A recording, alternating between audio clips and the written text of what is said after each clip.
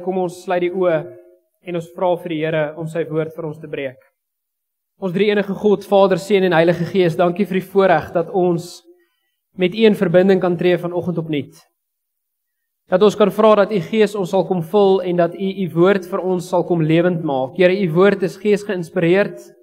Heilige Gees, U is die een wat die woord vir ons kom skryf het. En ons gebed en ons smeking vanoggend is dat U dit ook op ons harte sal kom skryf. Here, kom maak dit vir ons duidelik wat U vir ons wil sê. Kom maak hierdie afspraak wat U vanoggend met elkeen van ons het, Gees vervuld. Kom maak dit 'n afspraak waar ons sal besef hoe graag U in ons lewe wil kom werk. En watter groot begeerte daar is, Here, vir U om ons totale lewe in beheer te neem. Mag ons antwoord ook op U woord. Want Here, wanneer daar 'n lewende, aktiewe verhouding is met die drie enige God en 'n verbintenis is met die Gees, dan dring dit ons tot reaksie. Dit dring ons tot oorgawe, dit dring ons om stappe te neem in ons lewe en om sekere goed in plek te sit, sodat ons lewe aan U gewys sal wees meer en meer. Here, mag ons die vrug in hierdie gemeente ook daarvan sien.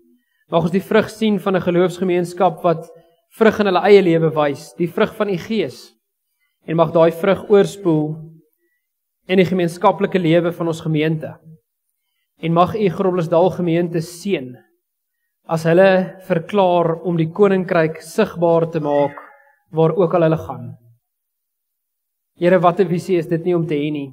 Wat 'n missie is dit nie om uit te leef nie, dat ons U koninkryk sal sigbaar maak waar ook al ons gaan. Waar ons tekort skiet, Here, kom bely ons ook ons sonde. Ons weet U is genadig en getrou. Ons bely en ons sit dit voor U voete neer en ons weet U sal dit kom wegneem. Ons is ver van perfek, Here, ons is feilbaar, ons is mense. Maar ons weet tog is ons in die beeld geskep. En kom roep U ons en stel ons in staat om na heiligheid te streef. Here, mag U Gees hierdie plek vanoggend kom oorneem. Mag U woorde ons diep tref in ons harte. Mag U ons emosies stem, sodat in lyn sal wees met wat U wil hê ons moet hoor, moet dink, moet sê, moet leef. En daarom vra ons Heilige Gees, kom vul ons harte en ons gedagtegange, dat al wat daardie spasie sal opneem, is die waarheid van die woord. Die onverskrokke waarheid, waaroor ons geensins wil wankel nie. Maar Here, laat ons U met passie sal soek. Dat ons U sal najaag met alles in ons lewe. En as ons sê, Here, U neem die belangrikste plek in ons lewe in, dan sê ons dit nie net vanoggend nie. Ons wil dit ook prioritiseer in ons elke dag se handel en wandel. Spreek, Heer, want die kinders luister. Amen. Ons lees in Romeine 5 die ongelooflike gedeelte en my hoop is dat jy hom in jou Bybel sal merk, want is een van die kragtigste gedeeltes in die Bybel as dit praat oor die vrug wat die vryspraak sal bring. En dit sal julle ook sien in jou Bybel is die opskrif in die 83 vertaling. En jy gaan die woord vrug dalk 'n paar keer vandag hoor, want ons sal dit later bietjie ook definieer, maar wat is die vrug van vryspraak? Wat moet uit vryspraak uitkom? En dan leer die woord van die Here vir ons die volgende. God het ons dan nou vrygespreek deurdat ons glo. Daarom is daar nou vrede tussen ons en God deur ons Here Jesus Christus. Deur hom het ons in die geloof ook die vrye toegang verkry tot hierdie genade. Hoor daar, vrye toegang tot hierdie genade waarin ons nou vas staan. En ons verheug ons ook in die hoop om deel te hê aan die heerlikheid van God. En hier kom ons kern vir vanoggend, vers 3 tot 5. Dit is egter nie al nie. Ons verheug ons ook in die swaar kry, want ons weet swaar kry kweek volharding. En volharding kweek egtheid van geloof. En egtheid van geloof kweek hoop. En die hoop beskaam nie. Want God het sy liefde in ons harte uitgestort deur die Heilige Gees wat hy aan ons gegee het. Toe ons nog magteloos was, het Christus immers reeds op die bestemde tyd vir goddeloses gesterwe. 'n Mens gee tog nie sommer jou lewe prys nie, selfs nie vir 'n regverdige nie. Ja tog, vir 'n goeie mens sal iemand miskien nog die moed hê om te sterwe. Maar God bewys sy liefde juis hierin vir ons, dat Christus vir ons gesterf het toe ons nog sondaars was. Aangesien ons nou vrygespreek is op grond van sy versoeningsdaad, staan dit soveel vaster dat ons deur hom ook van die straf van God gered sal word. Hy sê eintlik net daar in vers 7, 8 en 9 dat jy sal dalk nog vir 'n goeie mens jou lewe aflê. Maar sal jy jou lewe aflê vir iemand wat 'n moordenaar is, of 'n verkragter is, of iemand wat nie 'n goeie lewe gelei het nie? Hoe sal die menslike formule in ons brein klink? Nee, want hy verdien dit nie. Nee? Hoe baie het ons al daai woorde gedink en daai woorde gesê?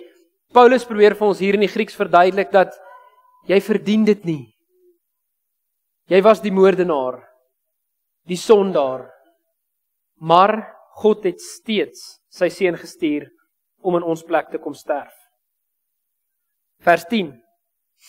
Aangesien ons, toe ons nog vyande was, vyande van Christus, deur die dood van sy seun met God versoen is, staan dit soveel vaster dat ons, nou dat ons versoen is, deur die lewe van sy seun gered sal word.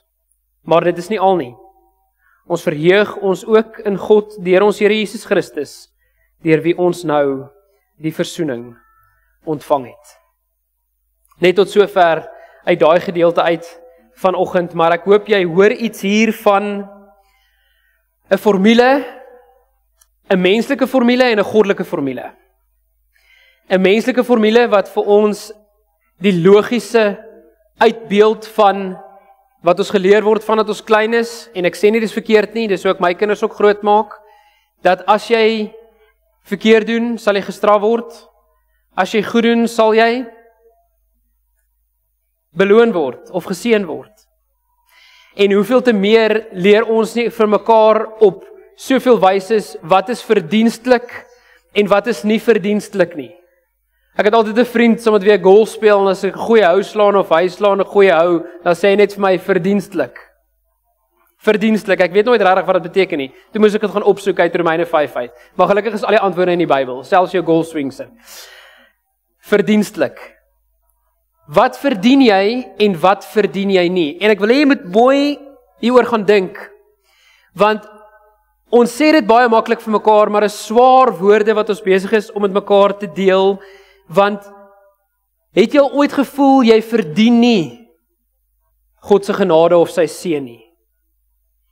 Ons sê vir baie keer in ons koppe selfs al uitrede dit nie hardop nie, want dit kan miskien iets van ons swakheid kom verklap, dat ons sê, Here, ek verdien nie eintlik hierdie wat U nou vir my gee nie. Of kom ek maak daai sin verder klaar. Here, ek verdien nie eintlik wat U hierdie vir my gee nie, want kyk hoe sondig is my lewe. Kyk hoe het ek al weggedwaal in die verlede. Kyk dat ek nie so committed is soos wat ek moet wees nie. Ekskuus, wat is 'n goeie Afrikaanse woord vir committed? Toegewyd. Dat ek nie so toegewyd is nie. Here, hoe kan U my seën as ek nie so toegewyd is aan U nie? Ek kom nie by die woord uit nie. Ek kom nie in my gebedstyd uit nie. My gebedslys is nie so lank soos die dominee sin wat 2 A4 velle lank is vir wie hy almal moet bid nie. Ek kom nie daarby uit nie. Here, my lewe draai maar soms eintlik, as ek nou eerlik moet wees, net so bietjie om myself. Want ek bid vir myself. Ek dink aan myself. Ek praat met U oor hoe dit met my gaan. En baie min in vergelyking daarmee oor hoe dit met ander gaan. En baie keer dan doen ons dit miskien ook net so bietjie half uit 'n skuldgevoel uit. 'n Goeie toets wat jy kan doen is, hoeveel gebede het jy in die afgelope week vir jouself gebid? Of jou gesin? Of hulle veiligheid? En hoeveel het jy vir buite dit gebid? Ons wees gou eerlik. Wat is die persentasie? Dan die ander kant van daai formule is, Here, as dinge sou skeefloop in my lewe, verdien ek dit maar eintlik. Want dieselfde redes. Ek is dalk nie so toegewyd aan U soos wat ek moet wees nie. Ek is nie besig om my lewe 100% totaal aan die oor te gee nie, en ek het eintlik al so 'n bietjie ophou probeer. Want ek het geweet ek kry dit nie heeltemal reg nie. Daar is nie 'n baie slegte plek om te wees in jou geloofslewe, wil ek net terloop sê, dis 'n goeie plek waar jy kan wees. Maar in vers 1 gebruik Paulus 'n baie mooi Griekse woord, wat hy in 'n sekere konstruk, in 'n sekere tyd skryf. Hy sê, wanneer ons as gelowiges vrygespreek word, omdat ons glo, dan dui dit op 'n eenmalige, voltooide daad. Hy gebruik juis in die Grieks die aorist participium passief, en hy sê, dit is klaar, dit is gedoen, dit is die einde. Daar is niks wat daarna kan gebeur, is amper soos 'n bevel van die Here, nee, of 'n opdrag. Daar is nie beweegruimte links of regs, buite hierdie uitspraak wat die Here maak nie. Dit is 'n eenmalige, voltooide daad. God het ons dan nou vrygespreek, vers 1, deurdat ons glo. Daarom is daar nou vrede tussen ons en God deur ons Here Jesus Christus. Wat beteken daai vrede vir jou? Is ons besig om nog steeds te verval in 'n menslike formule, wat ek vir my kinders moet leer, want hulle moet weet as hulle aanjaag, gaan hulle brand. Hulle gaan nie in die hel nie, ek bedoel hulle boude, okay? Net gou daai uitsit, net vir die video daai, julle kan hom ook uitknip later, ek hoop julle edit die goed na die tyd, ons vra altyd vir ons mense, edit net die goed asseblief. Hulle weet as hulle aanjaag, gaan hulle brand, en miskien as hulle reg doen, goed doen, dan is daar miskien 'n tipe van 'n beloningkie, maar wat doen ons dan nou? Ons word so groot gemaak, want dis die huis waarin ek groot geword het, ek weet nie van julle ook nie, maar seker meestal dieselfde, die Afrikaner volk is trots op daai standpunt, en ek is ook trots op die Afrikaner volk daarvoor, dat die plakkie of die stoutjie of die belt maar so nou en dan kan ingelê word, en dan vat ons daai formule, en ons maak daai formule net so 100% van toepassing op ons geloofslewe, en ons dink dit werk presies dieselfde met die Here. As ek goed doen, sal ek geseën word. As ek sonde doen, dan sal ek gestraf word. En selfs al doen ek sonde en die Here seën my nog steeds, is dit maar eintlik net 'n bonus. Maar ek verdien dit nie regtig nie. Dan kom Paulus en hy kom vra eintlik in Romeine 5 vir ons, besef jy wat is jou identiteit in goeie en in slegte tye in jou lewe? Besef jy dat jou identiteit in Christus, soos vers 1 vir ons leer, is onwankelbaar in die Here ten spyte van jou omstandighede. Nie as gevolg van jou omstandighede nie, maar ten spyte van jou omstandighede. Want ons probeer dit as gevolg van ons omstandighede maak, en dan gaan Paulus so ver, en ek dink hy het in sy eie lewe natuurlik in sy lyf gevoel, om te sê in vers 3 tot 5, die formule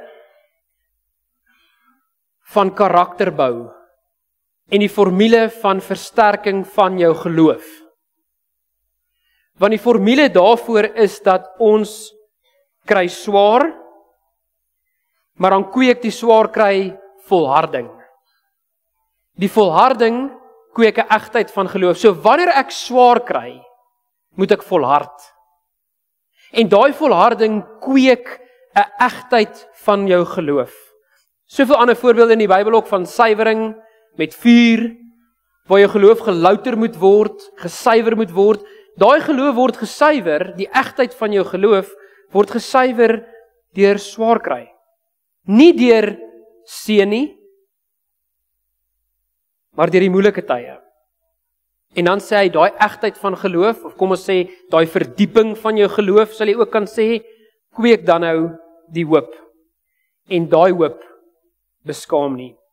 Dit is 'n beproewing van hoe jy hoop in jou lewe sien. Hoop en vertroue. Daai twee woorde is vir my baie na aan mekaar as dit kom by geloof. Hoop en vertroue. Hoe sien jy hoop in jou lewe? En dan probeer Paulus baie hard selfs daarna om vir ons te sê, plaas jy die hoop van jou lewe in die regte goed? Of is die hoop van ons lewe maar eintlik in die materialisme? en wat die wêreld vir ons sê, dit moet wees. Is daai hoop om suksesvol te wees in wat die wêreld aanmeet, of is die hoop in Christus waaraan hy dit meet?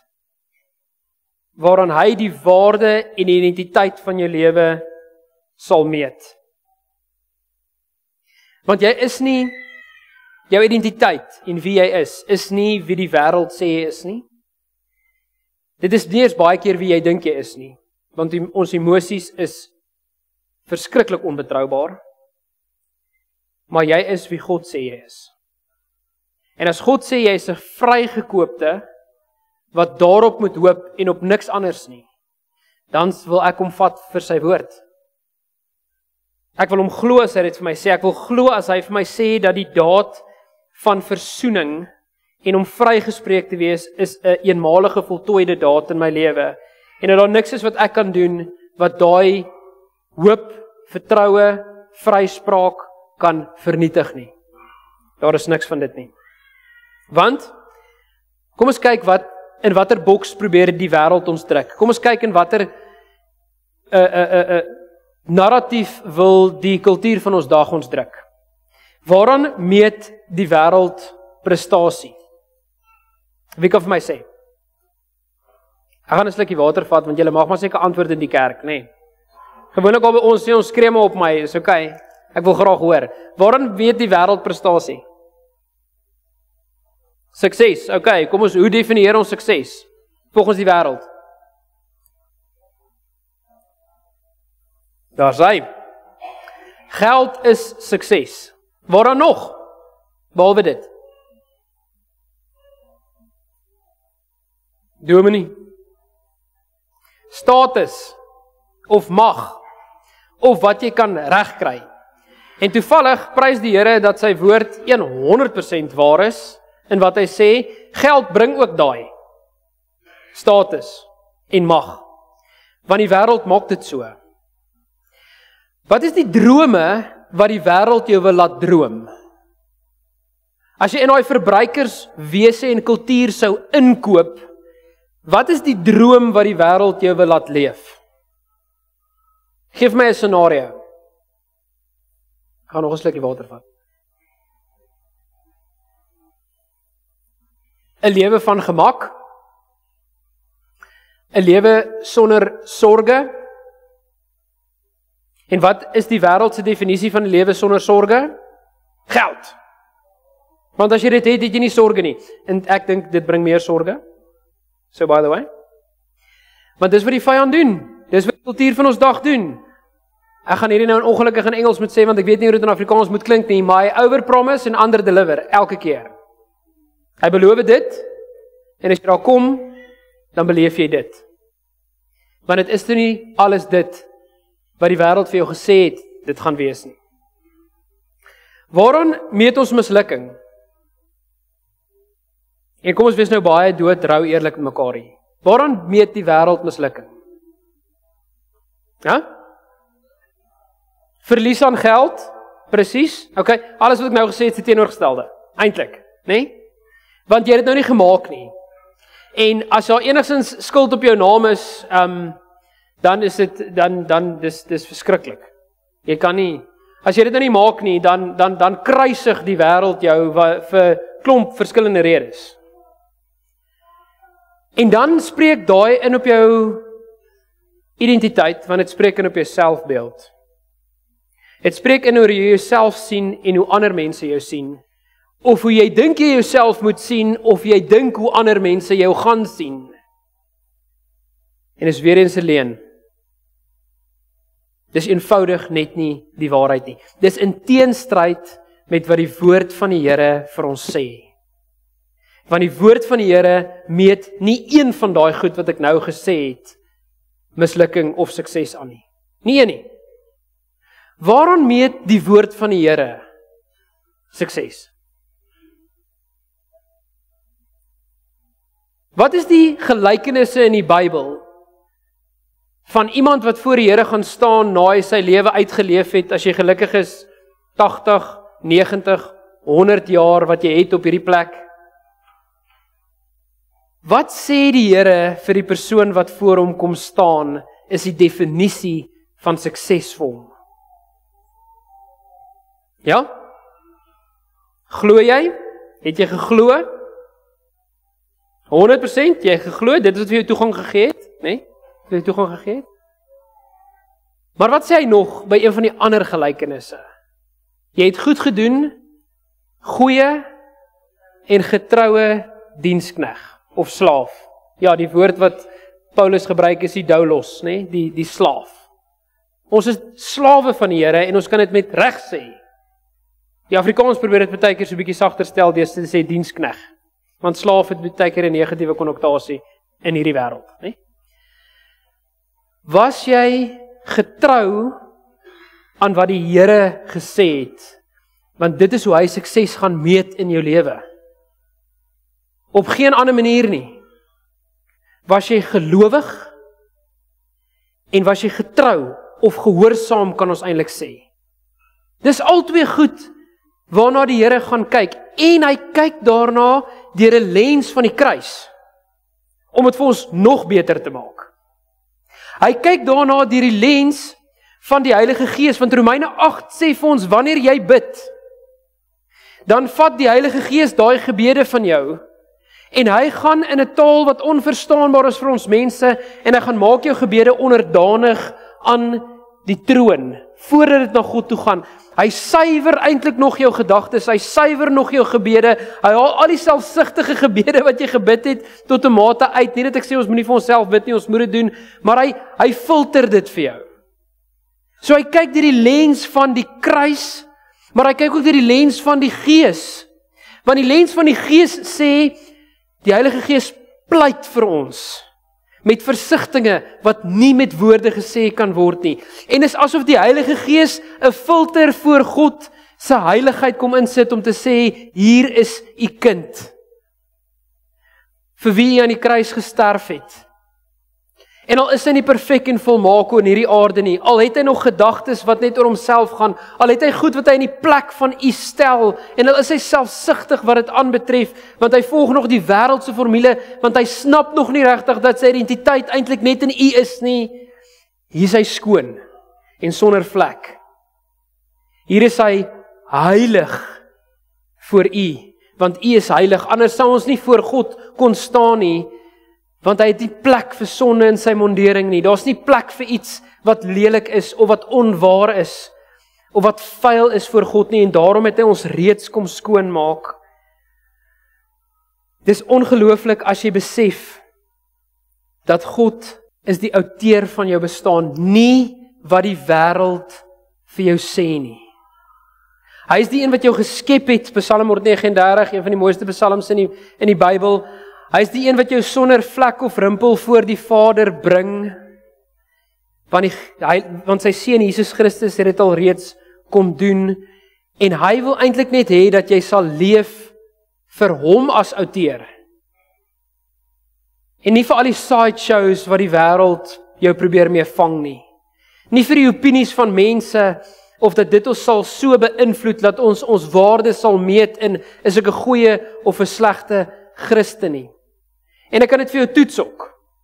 Ek kan dit vir jou toets dat ons dit doen, want ons almal doen dit, want ek doen dit ook. Ek het dit in hierdie week weer gedoen.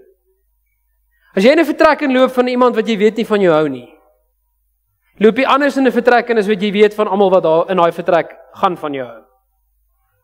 Jy dink anders oor jouself voor jy by daai deur inloop, want jy dink wat gaan hulle dink. Dit maak nie saak wat hulle dink nie. Dit maak saak wat die Here dink. Want as ons as gelowiges regtig opreg en gehoorsaam wil wees aan hierdie woord, dan sal ons mekaar vergewe. En ons sal die las van verdienstelikheid van mekaar se skouers begin afgooi, om te sê, ek weet jy verdien dit nie, maar ek verdien dit ook nie. Ek weet jy verdien nie my vergifnis nie, maar ek verdien ook nie die Here se vergifnis, of ander mense se vergifnis dan nie. Want as ons in hierdie bose kringloop van gaan omgaan van ek het iets verkeerd teenoor daai persoon gedoen en hulle vergewe my nie, maar daai persoon het teenoor my iets verkeerd gedoen en ek gaan hulle ook nie vergeef nie, dit is die bose kringloop wat die vyand wil hê moet gebeur en nie die Here nie. Die Here is definitief nie daar nie. Om terug te kom by sukses en mislukking, waaraan meet jy jou eie waarde? Wat is vir jou die lys waarin jy jou eie waarde sal meet? Of hoe mense jou dan sou moes sien, as jy in 'n perfekte situasie jouself sou kon bevind? Wat sou dit wees? Ek dink dat ons meet maar tog steeds ook ons eie waarde aan soms roem, of soms ons beeld wat mense van ons het. Soms meet ons waarde aan geld, en dit bepaal waar lê ek op die leertjie in vergelyking met ander mense. Ons bepaal baie keer ons waarde aan hoe ons verlede lyk. Nie waar nie? Wat het ek al gedoen in my lewe wat my waarde sou kon afbreek? Of wat het ek al gedoen in my lewe wat my waarde sou kon verhef? Kyk PC, kyk wat het jy al alles reg gekry. So meet jou waarde daaraan. Maar die oomblik wanneer al daai goed in duie stort, die oomblik waar daar niks meer van dit oor is nie, wat bly oor? En ek het nog 'n maatstaf vir jou om dit aan te toets. Ek wil vir jou hê dat jy bietjie ook 'n toets op jouself moet doen introspeksie in die spieël, maar ook die toets sal doen by iemand anders vir 'n slag. En as ek vra vir jou, wie is jy? Dan gaan jy vir my sê wat jou naam is. En as jy vir my sê, my naam is Willie, oom Willie, dan moet jy vir die persoon vra, maar wie is oom Willie? En dan hoor jy wat sê die persoon vir jou. Nee, ek's PC, ek's 'n predikant. Dis wie PC is, of ek's 'n boer, of ek's 'n besigheidsman. Of die volgende ding wat daai persoon vir jou gaan sê, gaan 10 in die ding wees wat op hulle lys van waarin hulle eie waarde meet bo sal lê. Want dit is waarin hulle dan tot 'n groot mate hulle identiteit vind. As jy nie jou beroep mag sê nie, as jy nie 'n persoonlikheidstrek of 'n karaktereienskap mag sê nie, en ek vra vanoggend vir jou, wie is jy? Wat gaan jy vir my sê? Dit is nie altyd so eenvoudig nie, want al antwoord wat ons veronderstel is om eintlik te hoef te gee, en wat veronderstel is om voldoende te wees in die gemeenskap van gelowiges, maar ook in die wêreld daar buite, is ek is wie ek is, omdat God my vrygespreek het om dit te wees. Hy het aan my karakter en my persoonlikheid en my eienskappe gegee. Hy het aan my gawes en my talente en dit wat ek in die wêreld kan doen, het hy aan my gegee. As ons waarde 100% wil laat meet aan wat God van ons dink, en nie ander mense of onsself nie, dan moet jy besef, die dink wat God oor jou het, is dat hy bereid sou gewees het om nog steeds aan die kruis te sterf, al was dit net vir jou. So daar's krag in daai waarde. Dis 'n prys wat hy betaal het om jou van die doderyk af in die lewe in te koop. Dis 'n dierprys wat hy betaal het. Want ons kan nie ons waarde net meet aan wat ons doen nie. Ons kan nie ons waarde net meet aan wat ek al reg gekry het in my lewe nie. Ek kan nie my waarde laat meet aan my bankbalans wat daarmee saamkom of waarna ek goed is nie. My talente wat die Here vir my gegee het nie, want ons meet so maklik ons waarde slegs daarin. Want dit gee vir ons iets om aan vas te hou. Dis normaal om dit te doen. En soos ek vir julle gesê het, ek preek op die oomblik vir die koor hier. Ek doen self dit. Ek doen self, die koor is daarbo. Preek vir die koor. Ek doen self dit. Ons probeer ons waarde meet aan, yes, ek het daarom al dit reg gekry. En ek het daarom al so 2 of 3 goed in my lewe probeer doen wat ek glo gewerk het. Sien jy waartoe gaan jou gedagtes na jouself? En oor jouself? As om heenwysend te wees, nou wie was dit wat dit regtig in my lewe gedoen het? Wie was dit wat vir my alles gegee het om dit moontlik te gemaak het en dit self te laat gebeur het? Want ons is so maklik om in daai gat te trap van ek skrob my eie pot. Ek maak my eie geld. Ek sal self. Nee? Julle, ons waarde is nie afhanklik van beroep, vermoëns of jou rol nie. Want jy is nie net 'n liggaam wat hier op aarde rond beweeg nie. Jy het 'n roeping, jy het 'n bestemming en jy het 'n goddelike bedoeling oor jou lewe. Want die lewe is kort. Die lewe kan enigiets met ons maak. Maar ons moet glo dat Christus 100% in beheer bly van jou lewe. Al lyk dit nie vir jou so nie. Al voel dit nie vir jou so nie. God bly in beheer van alle dinge. Ons kan nie anders as om dit te glo nie. Ons kan nie anders as om te glo dat God is almagtig, alomwetend, alomwys. Niks gebeur dat dit verby sy hand kan gaan nie. Want as jy dit nie glo nie, dan kan ons nie met 'n oop hart bely God is almagtig en tot alles in staat nie. Ons kan nie met 'n oop hart bely dat hy is die enigste een wat alles in die heelal laat hardloop nie. Maar wat doen ons dan so maklik in daai selfde asem? Ons hou daarvan om vir God in die regsbank te gaan sit as dinge nie gaan soos wat ek wil hê dit moet gaan nie. En ons gooi eintlik maar 'n tantrum, 'n geestelike tantrum. Ons gooi 'n geestelike tantrum want God laat dit nou nie gaan soos wat ek wil hê hy moet dit laat gaan nie. Hy laat nou nie so lekker die boeke klop die seisoen nie. Hy laat dit nie so goed gaan soos wat ek wil hê dit met my moet gaan nie. En dan begin ons met hom redeneer. En ons begin met hom sekere ooreenkomste aangaan wat ek nie dink ons altyd met hom hoef aan te gaan of kan aangaan nie.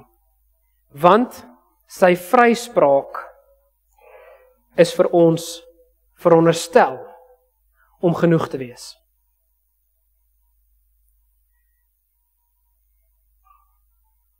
Slegs in Christus kan jou identiteit herstel word in onsekere, moeilike tye, maar ook in voorspoedige, goeie tye.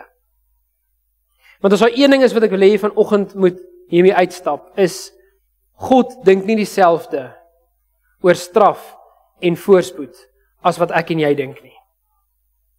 Die wêreld het ons al so gekondisioneer dat ons dink voorspoed en straf moet dieselfde lyk as wat die wêreld sê dit moet lyk, maar dit doen nie. Want God werk nie volgens daai selfde formule nie. En ek hoop deur van die voorbeelde wat ons al genoem het ek dit vanoggend vir jou kom uitwys dat God sien nie sukses as dieselfde as wat die wêreld dit sien nie. Hy kan nie seën dieselfde sien as wat die wêreld seën sien nie, want dit is nie God se definisie van seën nie. God se definisie van seën is om sy teenwoordigheid in jou lewe te laat heers en om naby aan jou hart te hê. En om jou naby aan sy hart te hê, dit is al waarin hy sukses en seën sal meet. Want vat die Bybelfigure as 'n voorbeeld. Seën was nooit vir hulle gewees dat hulle bankbalans elke jaar moet klop en dat hulle in die regte huis moet bly en die regte kar moet ry en die regte vriende moet hê nie. Nie een van hulle het daai voorregte van 'n gemaklike lewe geleef nie. Inteendeel. Hulle het gelei vir die evangelie. 11 van die 12 disippels het 'n marteldood gesterf vir die evangelie. Is dit seën volgens die wêreld? Nee. Dit kan tog nie wees nie. Maar die Here laat echo in sy woord vir ons.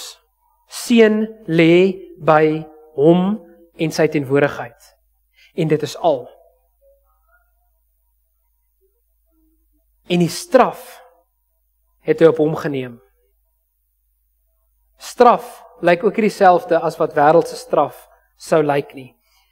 Die beste deel en die meeste seën is naby aan die Here. En daai is eerder die formule wat ons vir mekaar moet leer. Ons moet eerder vir mekaar die formule gee van jy's geseën as jy die teenwoordigheid van die Here in jou lewe laat seëvier. Dan is die genade van die Here vir jou genoeg en is groot genoeg oor jou lewe. En dan kan jy dien sonder om erkenning te soek. Jy kan struikel sonder om jou waarde te verloor. En jy kan leef met vreugde, want jy weet wie jou gevorm het en in Christus wie jy is. Amen. Here, dit is vir ons 'n voorreg om in U teenwoordigheid te mag wees, want dit is die beste plek. Here, laat ons nie eers seën selfs net in gesondheid sal vind nie, en dat ons nie seën in enige materialisme sal vind nie, dat ons nie seën selfs in ons kinders, of in ons kleinkinders, of in ons agterkleinkinders sal vind nie. Ja, Here, dit is 'n seëning. Maar dit is nie waarna ons seën kan meet nie. Ons seën kom net van U af. Here, want U teenwoordigheid in ons lewe is vir ons daai seën. En met hierdie gedagte, Here, hoop ek ons kan vandag die juk afgooi van die verbruikerskultuur wat soveel druk op ons probeer plaas op verskillende maniere, van ons beeld daar buite wat mense sou dink. En met hierdie gedagte, Here, wil ek bid vir hierdie gemeente. Ek wil bid vir die seisoen waarin hulle gaan, Here, want hulle kan weet in die seisoen waarin hulle nou ingaan, is die beste deel U teenwoordigheid. En U woord wat ons verbind met U Gees aan U teenwoordigheid. En nie net wat als rondom ons hier gebeur nie. Nie met die leraar wat ons het, of hoe goed dit in die gemeente gaan finansiëel nie, maar Here, ons gehoorsaamheid en ons geloof in U. Dat U beter weet, dat U my lewe rig en lei, dat ek my lewe totaal en al aan U kan toewy, want dit is die beste plek. Here, ek bid vir elke boer en besigheidsman en elke nywerheid in ons gemeente, in hierdie gemeente. Ek bid vir elke persoon in die distrik, Here, ek bid vir die gemeente in sy totaliteit. Of dit is dat hulle roeping uitleef op die landerye, Here, of hulle roeping uitleef in die skool waar hulle besig is om kinders se lewe te vorm, of dit is in hulle besigheid waar hulle as besigheidsmans of vroue sal staan. Here, ek bid vir elke persoon in hierdie gemeente vanoggend. Ek bid U seën van U teenwoordigheid, van geloof en gehoorsaamheid op hulle lewe af. Here, ek bid dat ons naby aan die hart sal bly. Ek bid dat hulle die vrug van die vryspraak sal kan leef.